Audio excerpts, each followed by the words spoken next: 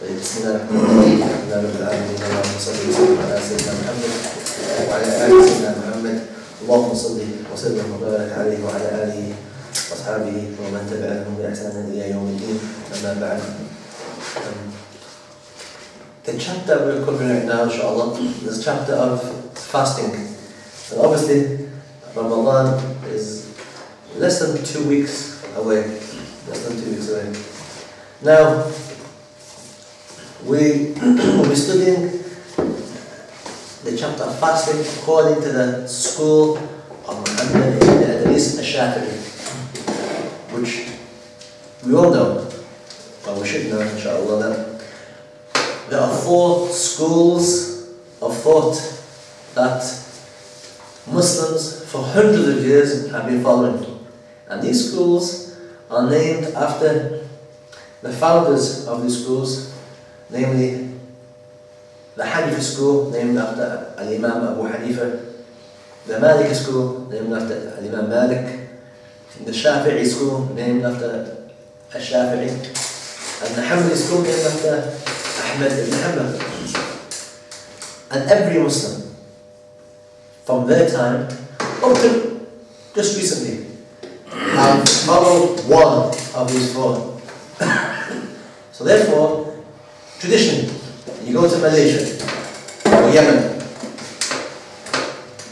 Bangladesh, part of Egypt, Singapore, Indonesia, certain parts of the Far East, they'll all be following the school of Imam Shafi'i, so they'll be Shafi'i. You go to Egypt, they'll be Shafi'i stroke, maybe Maliki. You go to India, Pakistan, subcontinent, there'll be a strong influence of the Hanafi school. Turkey, Hanafi. Morocco, Libya, plenty Maliki, Muslim Shafi'i. By and large, Muslim countries tend to follow one school, and the dominant masses of Muslims for hundreds of years, hundreds of years have followed one school and one school only. Hence, you'll find the great scholars of this ummah, they'll be following one of these schools. So, if you look at the great scholars of hadith, like who? Like Imam Bukhari, he is Shafi'i. You'll find the great hadith scholar Muslim, he is Shafi'i. The great hadith scholar Imam al-Tirmidhi, Shafi'i. Imam al-Nasa'i, Shafi'i. Despite them memorizing thousands of hadith, thousands of hadith, they still found it compulsory, and I say compulsory, to follow a school of thought. Despite them knowing hadith, despite them, Imam Bukhari, he knew all his hadith, but yet he followed the school of Imam Shafi'i. Likewise, many great scholars, every scholar, worth his weight in salt. Every known scholar has followed one of these schools, with 1 or 2 exceptions, you would say. But we don't look at those exceptions. The vast majority have followed these great schools. So you find, for example, like Ibn Taymiyyah and Ibn Qayyim, they were Hanbali, followed the Hanbali school. So, first of all, what is a madhab? Well, a madhab is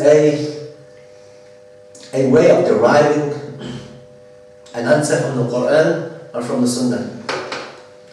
When the Prophet ﷺ left this world, when he chose Al-Rafiq al-A'la, the greatest companion of Allah, then the Sahaba were left with the knowledge that they took from the Prophet. And these Sahaba differed in their understandings of certain things. Certain things quite clear. We pray Maghrib 4, we pray Maghrib 3. We pray towards Taqwa. Fasting is Ramadan. But certain things can be open to interpretation, and hence the Sahaba differed in their interpretation. Ibn Mas'ud differed in his interpretation of how hadith or certain verses of Quran can be interpreted. Hence then you had difference of opinion amongst the Sahaba. In fact, you had difference of opinion amongst the Sahaba during the Prophet's time. But the Prophet was there to say which one was the strongest. And sometimes they say both of them are right. Okay? And these Sahaba went to different parts of the world and taught people. And took the knowledge with them. And these people then, those areas where they went to, those countries where they went to, became centers of knowledge. So Iraq became the center of knowledge. Medina became the center of knowledge. Egypt became the center of knowledge because certain Sahaba went there and taught people. And most people, their students became great scholars. And their students taught other people. From those people that they taught, you started getting great scholars like Imam Abu Hanifa, who then outshone people of his era and of his area and became the main resource for going back to understanding the Quran and Sunnah. So everyone started following his understanding of the Quran and the Sunnah. He had a student called Imam Malik. Imam Abu Hanifa had a student called Imam Malik. He then went on to be such a great scholar that people then started taking his understanding. And he had students. One of his students was a great scholar called Imam al-Shafi'i, who then differed with his understanding of his teacher, Imam Malik, with respect, but then began to look at deriving answers from the Quran and Sunnah in a way that was slightly different to how Imam Malik and how Imam Abu Hanifa derived. And then you had a student of his who then became a shining sun, a shining star in himself, the Imam Ahmad ibn Hanbal, who then differed in his understanding of how to look at the Quran and Sunnah. By and large, every single scholar from then on in has followed one of these four. So, the idea that we follow one school was something that was not debated for hundreds of years. It's only until recently, you could say past 100 years, when things started to change, when the colonialists colonized certain Muslim countries, and the Khilafah fell, then you started to have a destabilizing effect in the Ummah. And then certain ideas that were alien started to creep in. And this idea of modernizing our understanding of Islam then came in very quickly. And the idea that following these schools, or following these scholars now, is outdated. We need to relook. We need to reinvent. We need to innovate, as they would say. And that's what they did. They innovated. So now you start getting strange opinions that never existed, or strange understandings like, we pick a mix. I pick the strongest. Which one has the strongest opinion? Me and my understanding of little Arabic. And then I pick the strongest opinion and I go along with that. I go along with that thing. Well, this is very alien.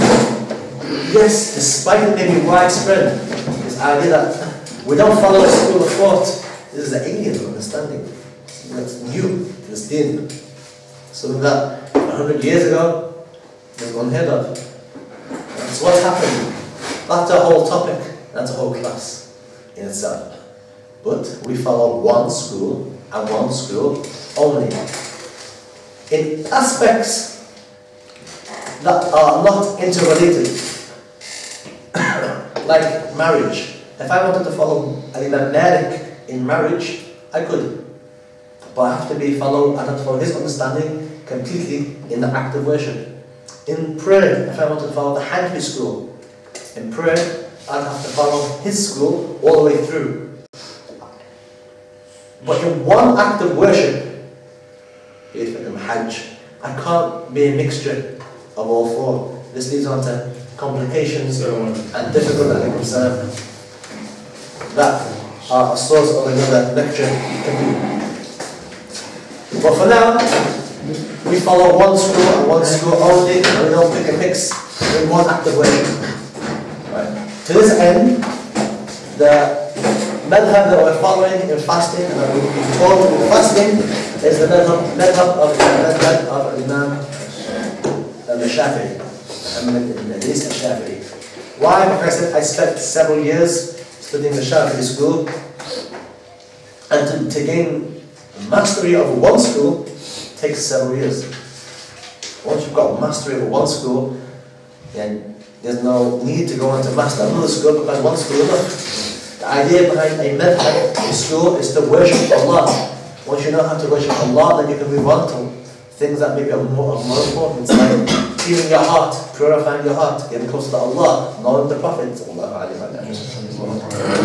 Once your outward act of worship is rectified, you know, if you wanted to, okay, but there's more pressing needs for us. So, again, we're following the school of Imam al-Shafi'i. But fasting, the ulama have said that fasting is a abstaining or refraining or stopping from doing certain things.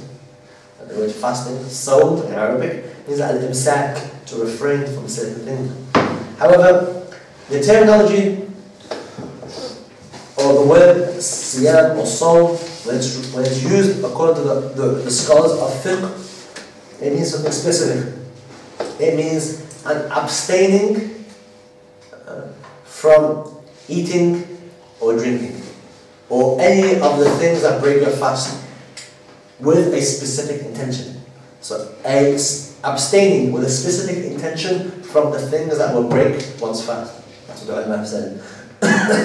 The verse of Quran, Allah subhanahu wa ta'ala says in Surah Al-Baqarah, يا أيها الذين آمنوا كتب عليكم الصيام كما كتب على الذين من قبلكم لعلكم تتقون. That, oh, you who believe, fasting has been prescribed, has been written for you, and كتب الصيام كما, as it was written for those before you. The Christians and the Jews used to fast. So Allah is saying that they used to fast, you fast. Okay? Which is interesting, that the idea that we don't copy the Jews and the Christians is not completely true. Because why is Allah making us copy the Jews and the Christians here? يَا أَيُّهَا الَّذِينَ آمَنُوا كُتِبَ عَلَيْكُمُ الصِّيَامُ كَمَا كُتِبَ عَلَى الَّذِينَ مِنْ قَبْلِكُم. Fasting has been prescribed for you as it was being prescribed for others. Okay, so that's one thing to look at. Why? What's the point of fasting? لَعَلَّكُمْ تَتَّقُونَ. What does that mean? So that you may, لَعَلَّكُمْ, or that you may have taqwa. And the ulama have said that taqwa can be translated into English as God-fearing or God-consciousness, is al-imtithal al-awamir wal-ijtinab al-nawahi. Sticking to the things that Allah has ordered you to do, and staying far away, refraining from the things that Allah has forbidden. That is taqwa, that is God consciousness. Doing that which Allah told you to do, and staying away from those things that Allah subhanahu wa ta'ala has told you to stay away from. That's taqwa. Fasting will give you that. Fasting will give you taqwa. And the ulama have said that fasting became fard in the second year after the hijrah. In the month of Sha'ban. In the month of Sha'ban. And the Prophet sallallahu alayhi wa sallam fasted nine Ramadans. 9 Ramadans. All of them were 29 days, except for one. Except for one. 1 month was 30. Was 30. And the actual word Ramadan, when the Arabs came to name the months, they found that the month in which Ramadan was in, when they came to name this month, they found that it coincided with the hottest month of the year. So they call it Ramadan. Ramadan, Ram means to burn, because of the hot. They said, so they named it after the heat. And the idea, inshallah, is that fasting will burn your bad deeds. Fasting will burn your bad deeds. In the Ramla of the word Ramla is the burning. Many hadith dealing with the benefit and the blessing of fasting Ramadan, which we'll do inshallah a khutbah. Allah inshallah ta'ala. When we say that something is wajib, obligatory, it means that the ulama have said this is something you have to do. Something which is wajib, obligatory, something you have to do. If you didn't do it, it'd be haram. Or if you didn't do it, it would make the act of worship you're doing invalid. Like what? Like reading, for example, the Fatiha in Salah is wajib. If I didn't do it, my prayer would be invalid. When is fasting wajib? When do I have to fast? When would it be haram for me not to fast? Well, the obvious is Ramadan.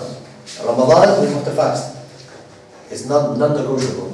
Except in specific situations which we'll mention later. And when we have to make up the days that we have missed in Ramadan. Wajib. But when is it recommended to fast? It's recommended to fast certain days of the week, Mondays and Thursdays. Recommended, yes. Certain days of the month are recommended. The 13th, the 14th, and the 15th days are recommended to fast. And certain days of the year which are recommended to fast. Ashura, Tasu'a, Ma'arifah, and so forth. Okay, these are days which are recommended for one to fast. When is it disliked? Not haram. When we say disliked, we mean that doing it is not haram. But if we didn't do it, if we didn't do something that is makruh, we didn't do it, we're rewarded for it. Leaving it out, we're rewarded for it. Doing it, it's not sinful. Not sinful. Well, leaving it, rewarded. So when is fasting makruh, disliked? When is it better not to fast? The ulama have said that when you single out Friday by itself, I'm going to fast Friday. That's makruh. I'm going to fast Saturday. Makruh. I'm going to fast Sunday. Makruh. By itself. However, if you decide to fast Friday, Saturday, Sunday together, it's not makruh. It's only disliked when you want to fast one day by itself. Why? Because the ulama say that Friday is a day of Eid, Jum'ah. Saturday is a day of the Christians, of the Jews. And Sunday is a day of Christians. So as to not coincide with their festivals, the ulama said it is disliked, makruh, to fast, to single out these days specifically. طيب. When is it haram to fast? Haram to fast. Any idea? Right. One at a time. Hands up. Okay. It's haram to fast on Eid. The two Eids, Eid al-Fitr or Eid al-Adha, haram to fast. It's haram to fast. If someone did fast though, would his fast be correct? But it's haram. Okay, we know it's haram. But is it valid? No, it's not valid. The idea you can do something that's haram and it can be valid. Or it can be invalid. Like praying in clothes that have been stolen. Your prayer is haram. Why? Because you're praying in clothes that you've stolen. Does that affect your prayer though? Is your prayer valid? No, your prayer is valid. Your prayer is okay, but it's haram. This is a concept, yes, this is a concept that you'll find in a lot of traditional fiqh books. Also, it's haram to fast the 3 days after the Eid al-Adha, or the people say the big Eid, which is the Eid that coincides in Hajj time. Yeah? We will fast the Yom al-Arafah, the day before. The next day will be Eid. Yes, okay. The next 3 days are haram for us to fast. They're called Ayam al-Tashriq, where people in Hajj, they'll be staying at Mina and they'll be throwing stones. Those are the 3 days after the day after the Eid, Eid al-Adha, the big Eid, it's haram to fast. Also, it is haram to fast. Pay attention now. It's haram to fast the second half of this month, Sha'ban. Let me explain. If a person did not fast the first half of Sha'ban this month, and listen, when we say the first half, we mean from 1 to 15. 1 to 15 is the first half of Sha'ban this month. 16 unto 29 or 30 is the second half. What we're talking about now is the second half. From 16 onwards, that is haram to fast. However, when can we fast? Certain exceptions when we can fast the second half. Didn't I say in the khutbah a few weeks ago that the Prophet would fast? Most of Sha'ban. Well, how come the ulama now are saying that the second half of your fast? There are exceptions to your fast. If you want to fast in the second half of Sha'ban, there's an exception. One exception is if you have a day to make up of last year's Ramadan, which I say in the khutbah, please make sure you've made up your fast from last year, particularly the women. You have a day to fast, then it's okay to fast in the last half of Sha'ban. Or you regularly fast Mondays and Thursdays, regularly. That's something you normally do. Then you can continue doing this in the second half. Or if you fasted the 15th, which is a Sunday, according to the hadith of the Naja I mentioned, the 15th day of Sha'ban, it's recommended to fast that day. If you fasted the 15th, and then you wanted to fast the 16th straight after, you could. And then if you wanted to fast the 17th, you could. Provided the day before you fasted. But let's say you fasted the 15th, and the 16th, which you can. Then you had a day off. And then you wanted to fast the 18th, you can't. You can't. That's what the ulama have said. Okay?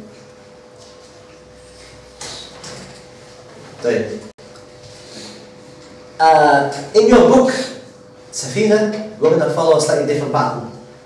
Okay, so follow a slightly different pattern. Conditions to fast. Conditions you need to have a correct fast. If you have these 4 conditions, then you fast. Yeah? First condition, you have to be Muslim to fast. If somebody is not Muslim, they don't fast. They fast. Okay? Issue. Somebody leaves Islam, then comes back to Islam. Does he have to make up his fast? Yes. Somebody leaves Islam and is not Muslim for several years. He has to make up his prayer, his fast and his zakat. And if Hajj was wajib on him, obligatory, he has to do the Hajj if he comes back. Somebody becomes Muslim, does he have to make up the years that he wasn't praying or fasting? No. What's the difference? The ulama said that we're being harsh on the one who's left Islam. Yeah? Why? As a deterrent to stop him leaving Islam.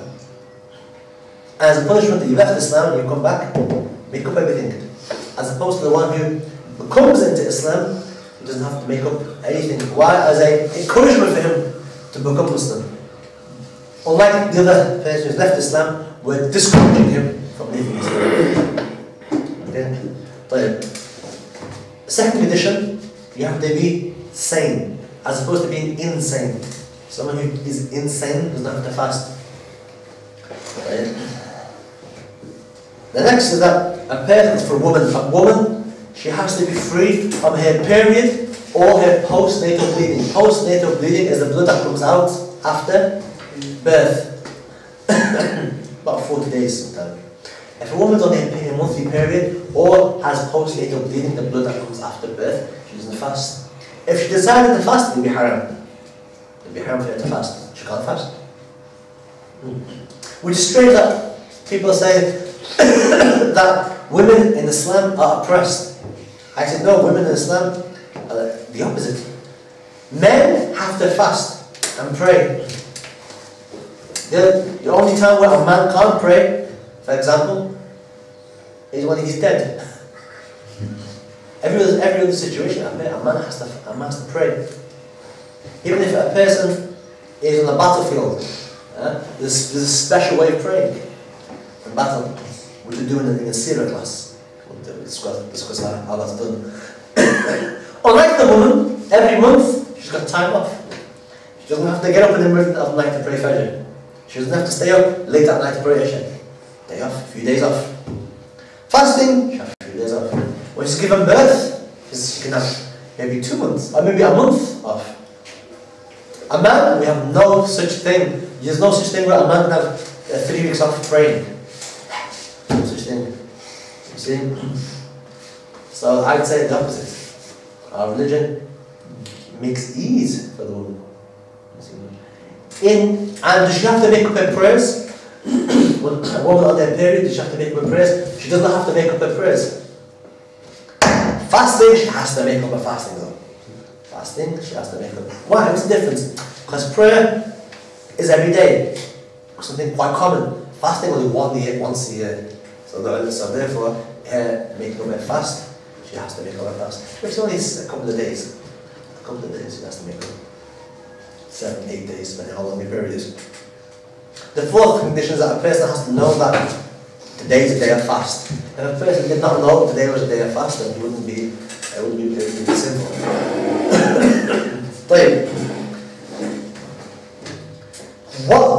What conditions make fasting obligatory? We know that the things that condition you need for your fast to be correct. 4 things you need for your fasting to be correct. But what things make fasting obligatory on you? Okay, first one is obviously a Muslim, you have to be Muslim. The second thing, you have to be the age of puberty. If you've reached the age of puberty, you have to fast, you have to pray. Right? How do we reach the age of puberty? The ulama have said that a person who reaches the age of 15, male or female, they're adults. What does that mean? They have to pray, have to fast. If a girl reaches 15 years of age, she now has to wear the hijab. Or, if a boy, before the age of 15, after the age of 9, after the age of 9, before the age of 15, if a boy has a wet dream, he's an adult. What does that mean? He has to pray, fast, and do everything else. So, a boy has a wet dream at the age of 13, for example, he has to fast and pray and do everything. He's a man. He's a man. Everything now comes into play. A woman from the age of 9, age of 15, if she has a period, a weekly period, then she's a woman, not only a girl. And therefore, she has to wear hijab. She has to start praying. That's why it's important to know this. This is our Islam's equivalent of sex education. And children get taught this at the respective ages. But the point, a person who has not reached the age of puberty, be it 15, in absence of a period for a girl, or the absence of a wet dream for a boy, or if they've had a wet dream or had a period after the age of 9, before the age of 15, they're adults. They have to start fasting. Prior to these things, they don't have to fast. They don't have to fast. Next is ability. A person has to be able to fast. If you're not able to fast, obviously excused. Like what? A person is very old man. Old man in his 90s. That person is exempt from fasting. Why? Because fasting may kill him. Okay? So this is a physical disability. Or somebody has a sickness that he'll never recover from. And when we say sickness, what do you mean? Okay, we don't mean like a headache. You know, someone says, oh, I'm sick today, I've got a headache, I've got the flu. Not necessarily condition, not necessarily sufficient enough for you to start fasting. What do you mean by sickness? The ulama have said a sickness that will, if you fasted, it will kill you. You have an illness, a sickness that if you fasted, it would kill you. Or it would delay your recovery. If you fasted, it would delay your recovery. How would you know that? You'd ask a doctor, a Muslim doctor. Alhamdulillah, we have a Muslim doctor here. You know? MashaAllah, you go to the Heath Hospital, MashaAllah. A lot of Muslims, they tell you. Or, by you fasting, it would increase your sickness. You fasting, it would increase your sickness.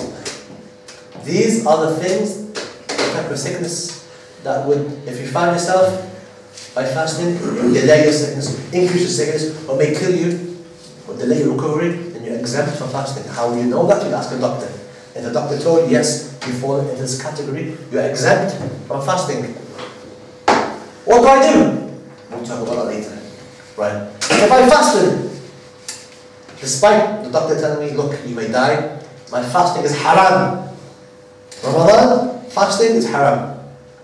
So if somebody said to you, when is fasting in Ramadan haram? For a man. For a woman, obviously, she may on that period. But for a man, when is it haram for a man to fast in Ramadan? When it can lead him to his death. It's haram. Your life is more important than your fasting. You're exempt. Okay? Next thing is being resident. Al-Iqamah, being resident in a place.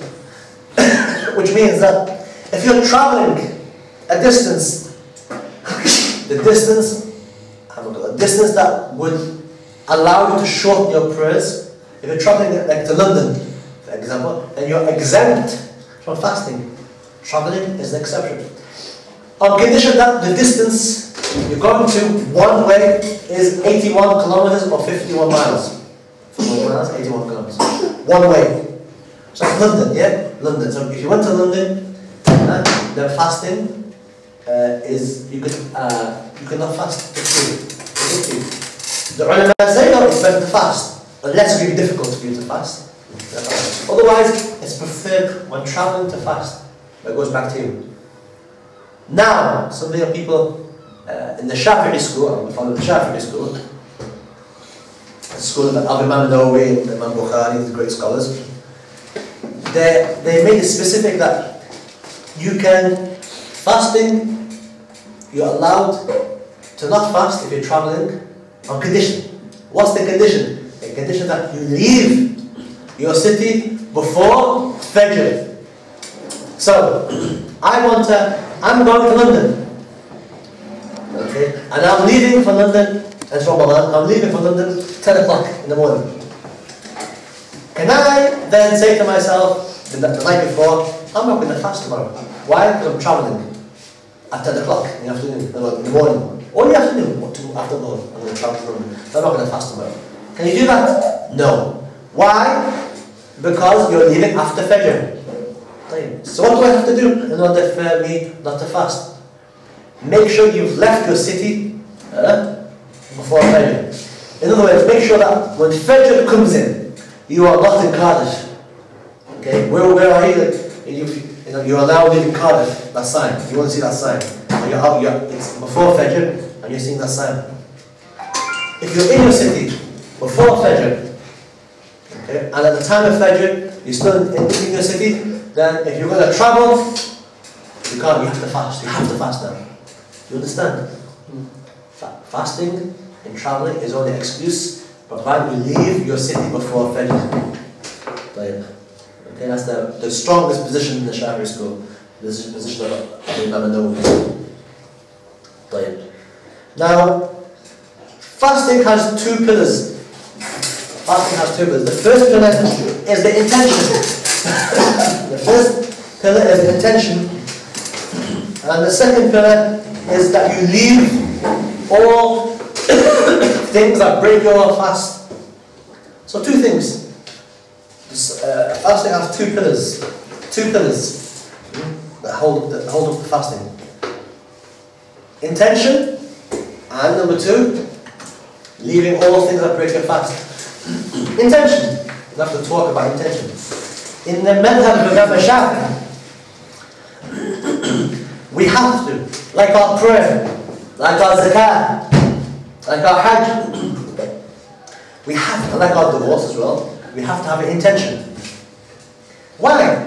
The Prophet has said in the hadith sahih, sallallahu alayhi wa sallam, inna al-a'mal bin-niyat. Inna al-a'mal bin-niyat. Deeds are by intention. Your deeds are judged by your intention. If you did a deed, prayer, and your intention, or the bottom intention, you have no reward. You have no reward. I'm fasting, what's my intention? Oh, no, I'm just, that's what I normally do. No reward. Deeds are my intention. So, in Ramadan, each day we fast has to have a separate intention. This is Imam Madhab al-Shafi'i. At the time we make your intention is after Maghrib. After you've prayed the Maghrib prayer, then make your intention.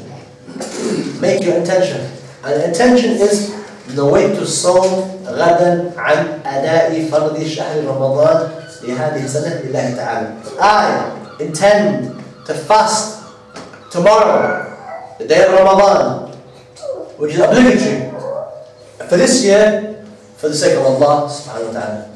I intend to fast. And the ulama say it's recommended to say it out loud. It's recommended to say it out loud. But the point is that you have from Maghrib prayer right up to Fajr to make the intention. You have to make that intention.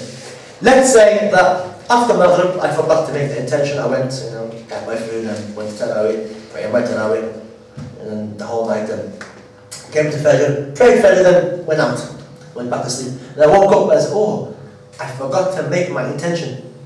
The intention, by the way, has to be specific. It can't be like, in the back of your mind, obviously tomorrow I'm fasting. That's not the intention. Let me repeat, that is not an intention. An intention has to be specific. I intend to fast tomorrow, the obligatory day of Ramadan, this year, for the sake of Allah. That's specific.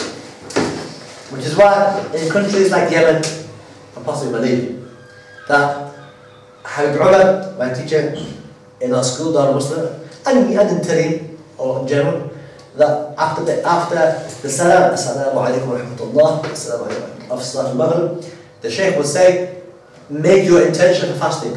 اعملوا نية الصوم, make the intention for fasting. نويت الصوم غدا عن أداء فرض شهر الله هذه سنة الله تعالى.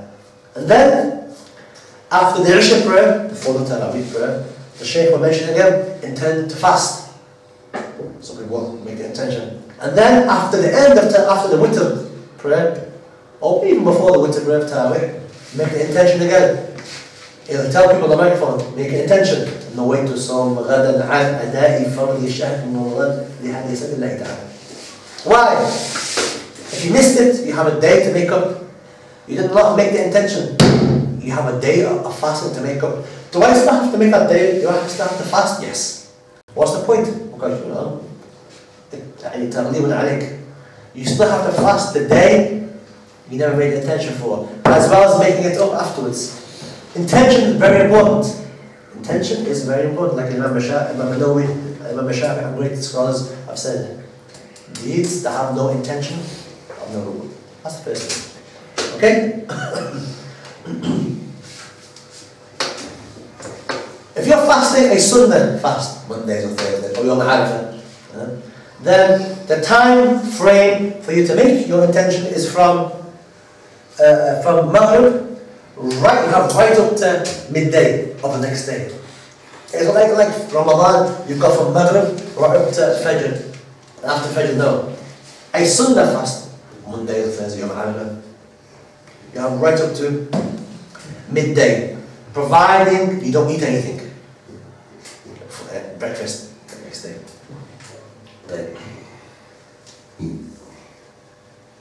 And like I said, the second pillar is to leave out any things that break your fast. Things that break your fast, leave them out. And the ulama have got a specific definition here. To leave out anything that breaks your fast while you are dhakiran, you are mindful of it. Mindful of it. Mukhtaran. You've chosen, and you're not ignorant. You are not ignorant. So, if you broke your fast, forgetful. Out of forgetfulness, your fast is okay. I accidentally ate something. Khalas, your fast is okay. If I was forced to break my fast, I had a gun, I'm forced to break my fast out of my own free will, your fast is still okay. May not continue fasting, even though you might have broken it. Or I was ignorant, I did not know that I was fasting. Or I did not know that today I shouldn't have fasted. You're excused. You are excused. Now the book in the beginning says that the month of Ramadan becomes obligatory, providing certain things occur. So, the ulama say that when the month of Sha'ban is completed 30 days, the next day is Ramadan.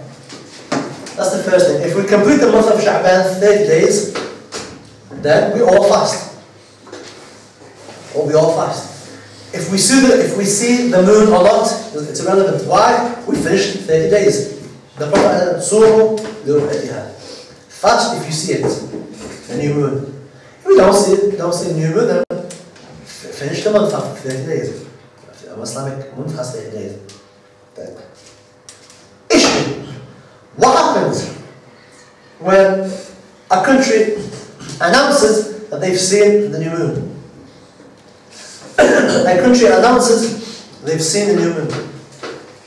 However, science, astronomers, calculation, visibility maps of the new moon hold it impossible, mustahil, for the moon to be seen. What do we do now? What do we do now? A country says, it's Ramadan tomorrow, we've seen the moon.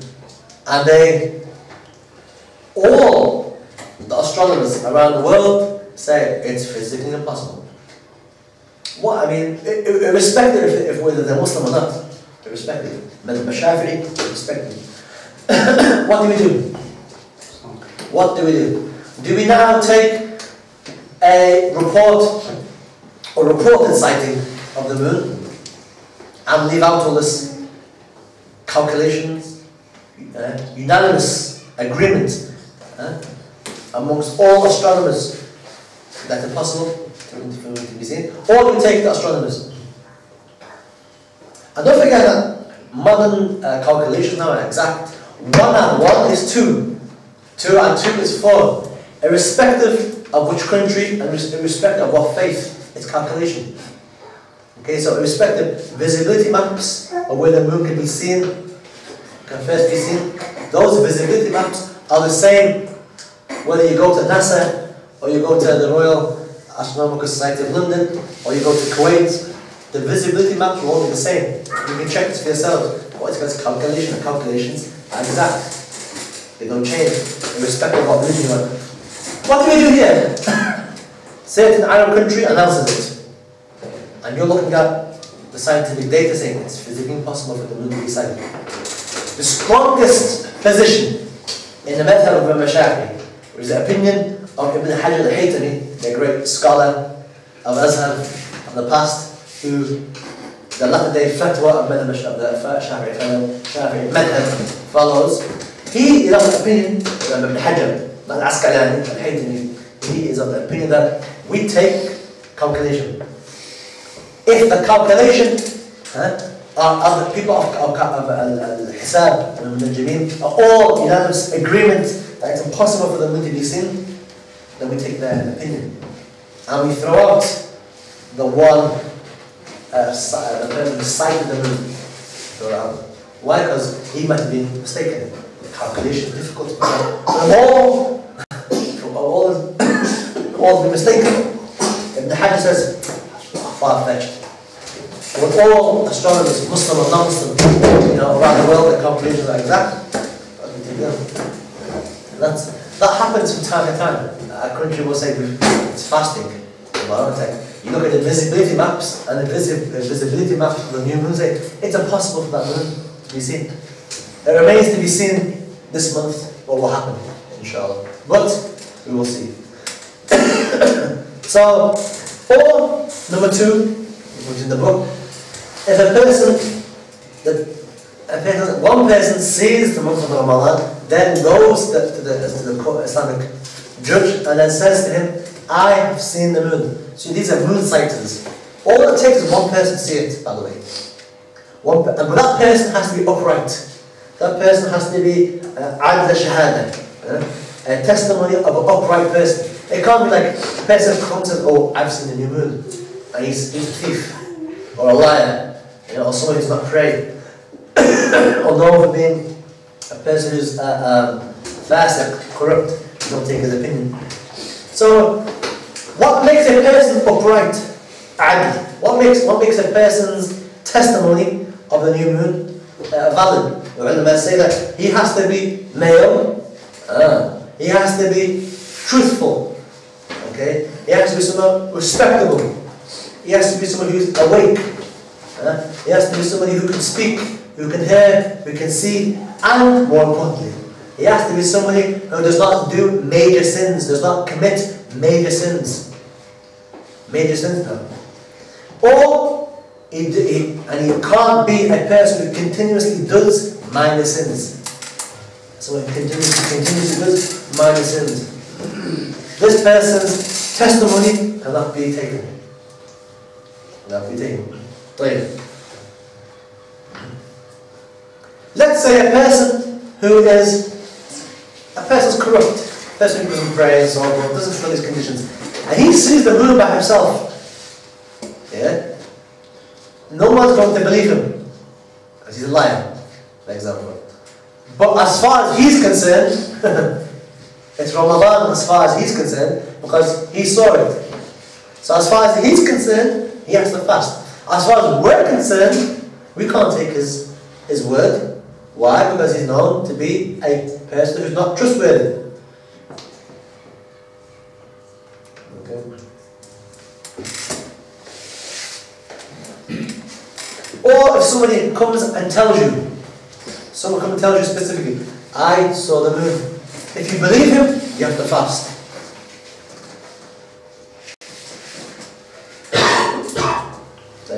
However, let's say that you didn't believe him. Let's say you didn't believe him, then you don't have to fast. These last two situations are situations where it's an absence of an Islamic government or a hakim. Okay, no one's ruled it. A person, your friend comes and says to you, and then I have seen the new moon. And that person is a corrupt person. It's up to you now, if you want to follow him on that. You don't have to.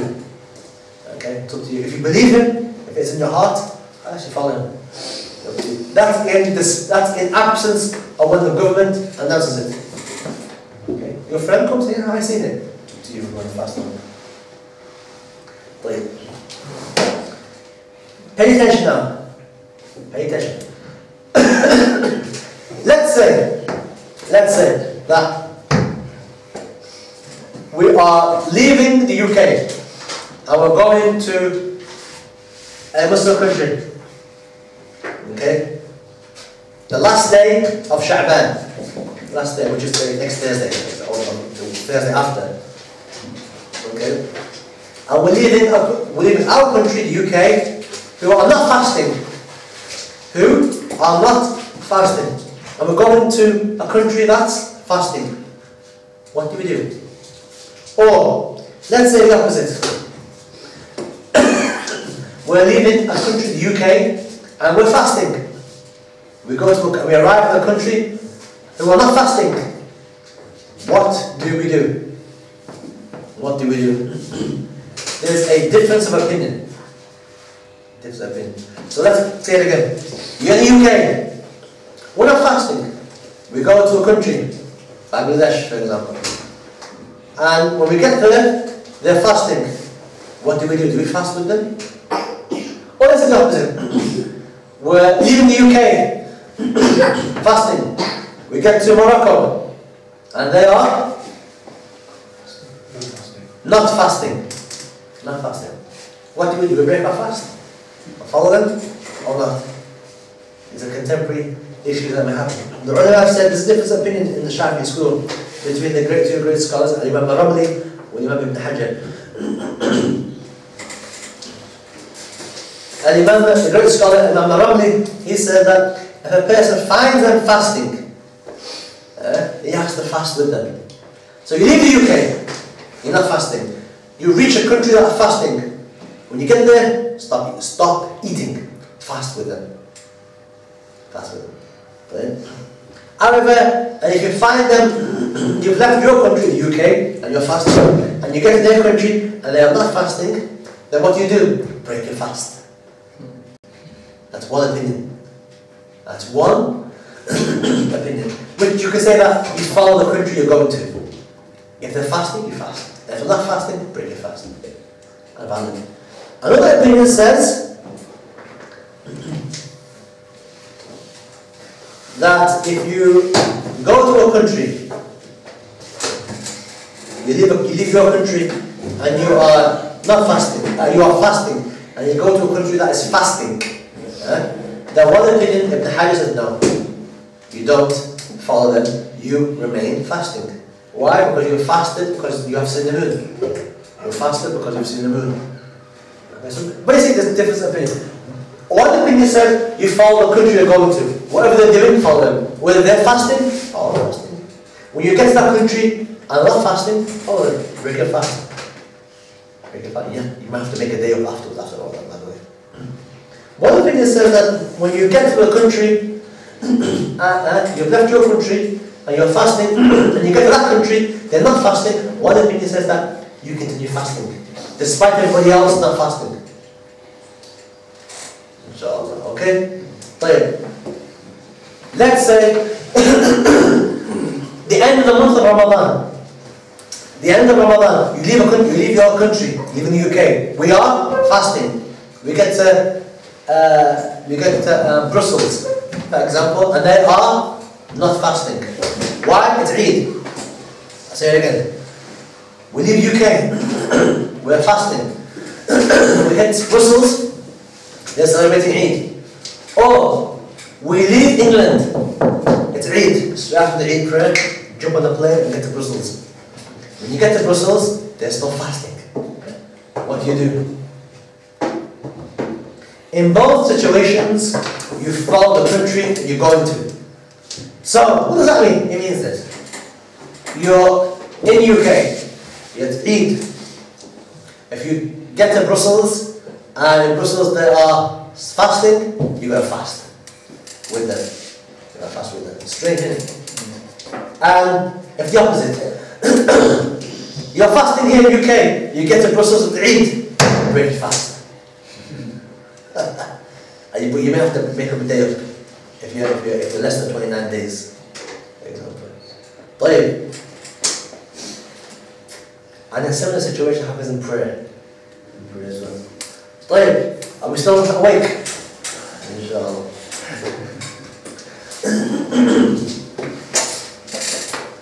There are certain things that are recommended to do while fasting. Like what? Like breaking your fast early. Provided the sun has set. If the sun has set, Maghrib has come in, break your fast straight away, don't delay. It's Sunday recommended to break your fast as soon as possible. The next thing is that having suhoor.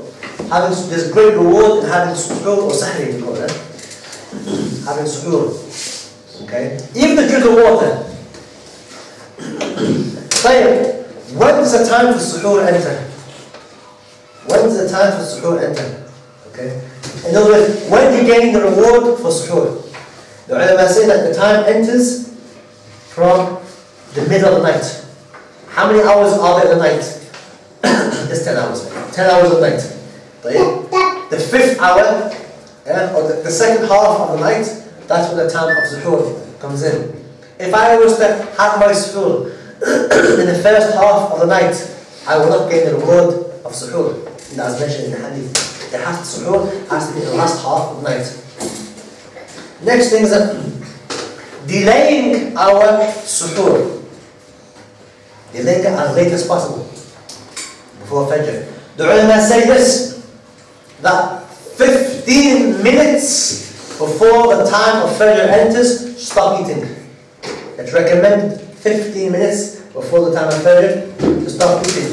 Why? Because the Sahaba would stop eating before Fajr. The time it would take to read 50 ayahs of Quran. 50 ayah. 50 ayahs of Quran, approximately 50 minutes. Which is why our timetable for Ramadan, for this mosque, Fajr will be earlier. Fajr will be earlier. Why?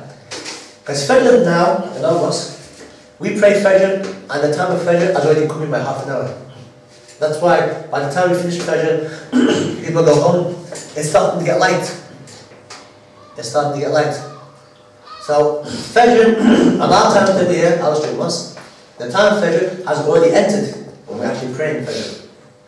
The time has already entered. Which is not a problem if you're not fasting. Why? Because your Fajr is on time. It's like praying, like Dhuhr, for example. Dhuhr comes in at 1:20. We're going to pray 2 o'clock. Anything wrong with that? Nothing wrong with that. Is your prayer valid? It's valid. Why? It's still in time. Our Fajr right now is like that. Our Fajr, we're praying Fajr half an hour into the time. We start a good hour or a good 40 minutes before the sun comes up. However, in fasting, we're going to change our Fajr and make it early. We're going to make it early. We're going to go during Ramadan and go for the Fajr SubhanAllah.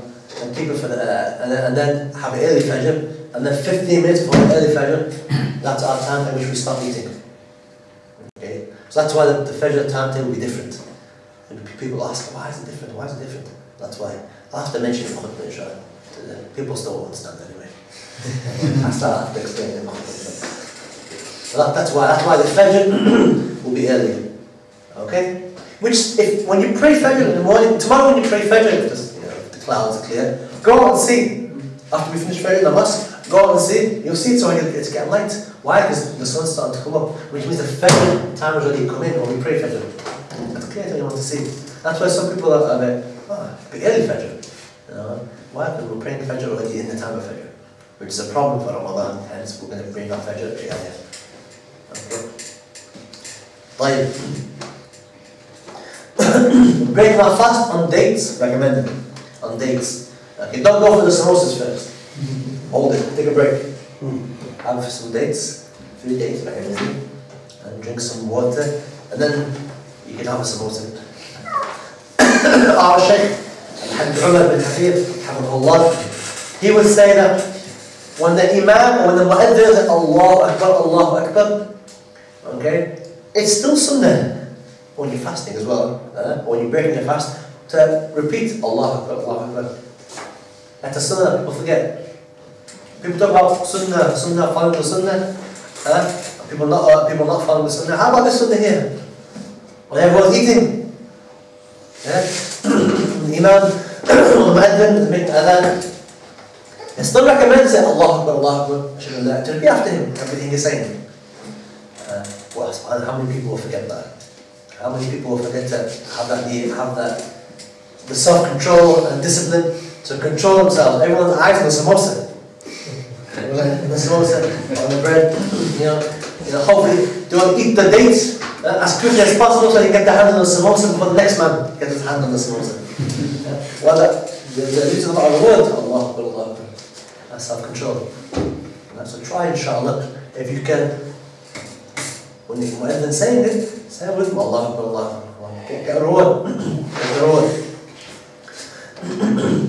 Also, helping people to break their fast. You gain the reward of those people. You gain the reward of those who are fasting. Which is why, last year here, we had some little boys who would come in, and obviously in the mosque when we break our fast, people bring in dates. Some little boys would come in quite early, and put dates out. They buy dates and put the dates out. So when people come, there's really dates. Every person that eats a date of those dates that have been placed out by that person, he gets the reward of all those people fasting. So it's as if he's he takes the people's fast with him. What a reward. Why do that? Tell me. Well, that's what the Prophet has said. Save yourself from the fire, even by a date. One date. Save yourself from the fire. Very easy to do.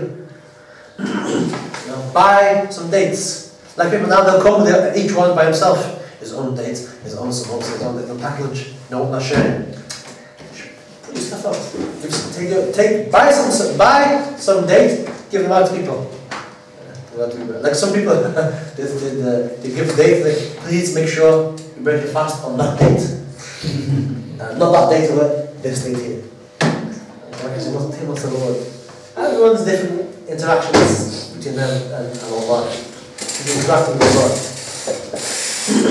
As opposed to, let's say that somebody in a mosque, there's dates there. You get up and give some of those dates to the person next to you. Did you get the reward?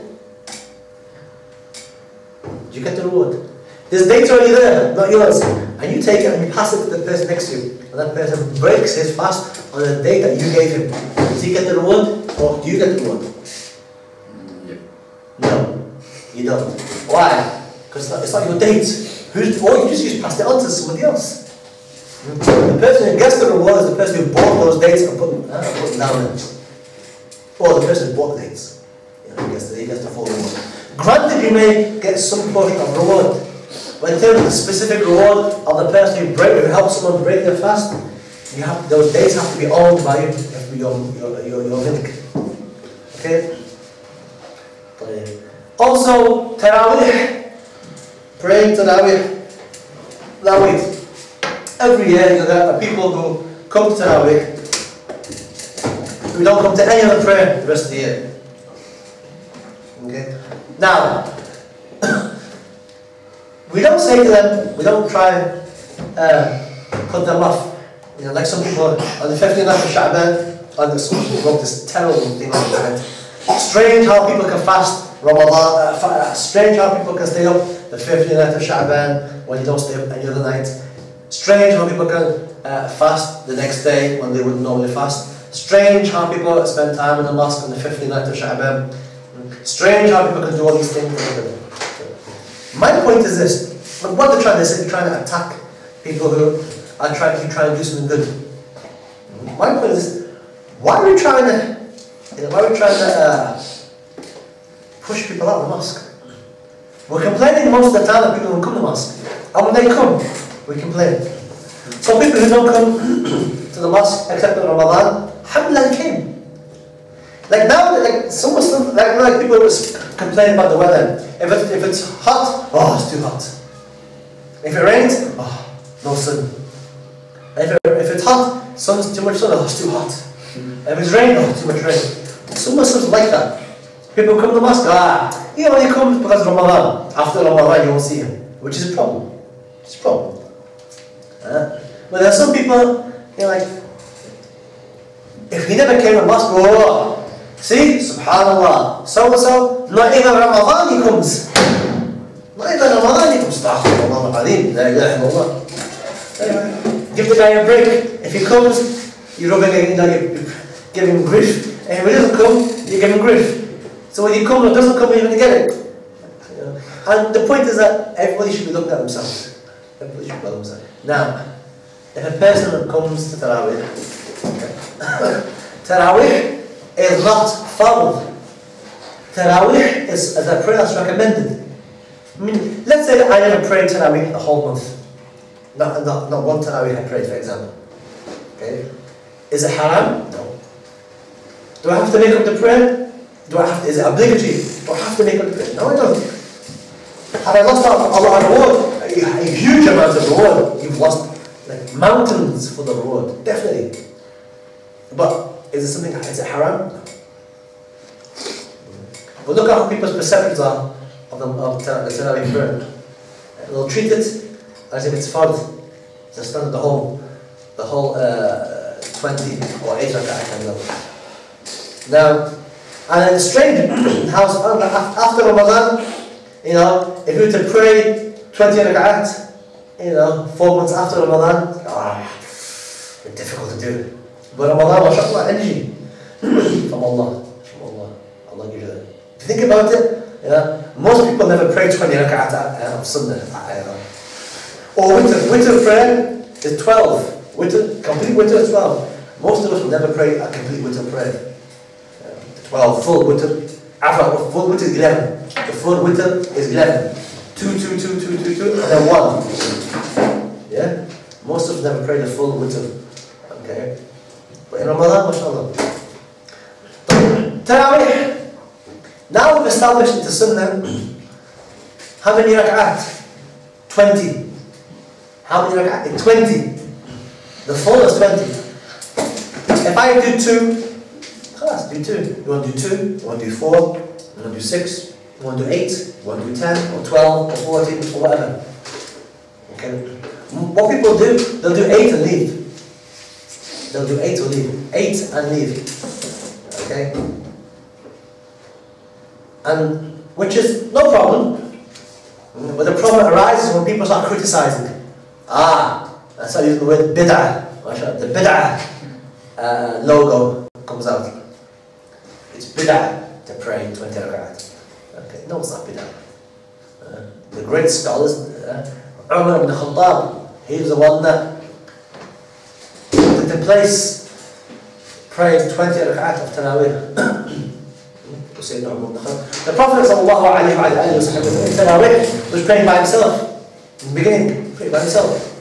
And then, after a few nights, he stopped praying, he stopped coming to the mosque. By himself. And afterwards, he stopped coming out, and people spoke to him a few days later and said, why have you stopped coming? He goes, I was afraid. Afraid of what? pray that Allah will make Taraweeh obligatory on the Ummah. Which is strange how people take it as if it's a wajib anyway. But the Prophet said, I fear. So I'm stopping it. I've stopped doing something out of fear that it may become wajib upon you to do. So we stopped. During Sayyidina Umar ibn Khattab's time, he came in the mosque and also everybody praying separately. What he did was this: he got them all together and put one Imam to lead the prayer. And then he said the famous words in Sahih Bukhari: "Ni'mata hadhihi bid'ah." How great, how blessed is this bid'ah? How blessed is this newly introduced act? Yeah. Ni'mat al-bid'ah hadha. How blessed is this bid'ah? And the proof that Ahl Sunnah wal Jama'ah, the four schools, they use that bid'ah to be good and bad. So, did the Prophet pray and gather all the people behind him for Taraweeh by himself? No. Can we do that? Obviously, Sayyidina Umar did do it, and he said it was a great blessing to do. Okay, so, there's nothing wrong with praying 20 rak'at. There's nothing wrong with praying 20 rak'at. Wallahu alam. The next class that we will do, inshallah, we'll get into the aspects that the things that break your fast, inshallah. The things that break your fast, inshallah. So any questions with does this break my fast or not? We'll leave it till next week, inshallah ta'ala.